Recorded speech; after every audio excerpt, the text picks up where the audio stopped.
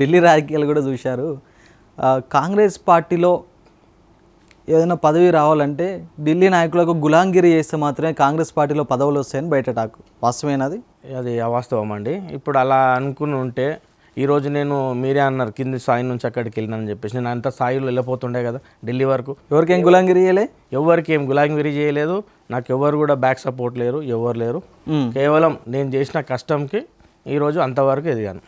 మాజీ కేంద్ర మంత్రి సర్వే సత్యనారాయణ, ఆయనకు మీకు చాలా మంచి సత్సంబంధాలు ఉంటాయి కదా, వసంత్ ఆయనకు మీకున్నటువంటి సన్నిహితం ఎలాంటిది అంటే ఏం చెప్తారు?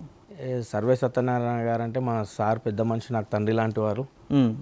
ఆయన కూడా నాకు చాలా సపోర్ట్ చేశారు. ఆయన కూడా దాంట్లో ఒక భాగమై ఉంటాడు ఎప్పుడు కూడా. ఆయన అప్పుడు కూడా ఆయన దగ్గర నేను నేర్చుకుంది ఏంటంటే ఒక అడ్మినిస్ట్రేషన్ అనేది నేర్చుకున్నాను. ఏ లీడర్ అయినా ఎలా ఉండాలని అంటే నేను ఈరోజు కూడా చెప్తాను, సర్వే సత్యనారాయణ సార్ లెక్క ఉండాలి. ఎందుకంటే మాకు స్ట్రైట్ ఫార్వర్డ్ మాట్లాడడమే తెలుసు. ముందు మనుషులను చూసి ఒక లెక్క, వీళ్ళని చూసి ఒక లెక్క మాట్లాడడం ఉండదు. మెయిన్గా సార్ దగ్గర నేను నేర్చుకుంది అది. ఏమున్నా కూడా స్ట్రైట్ ఫార్వర్డ్గా మాట్లాడతాడు. అడ్మినిస్ట్రేషన్ అంటే ఏంది అనేది మాకు అది ఒక నేర్పించారు. కాబట్టి ఈరోజు ఆయన చూపిన దారిలో వెళ్ళినాం కాబట్టి ఈరోజు ఈ వరకు ఉన్నాం మేము.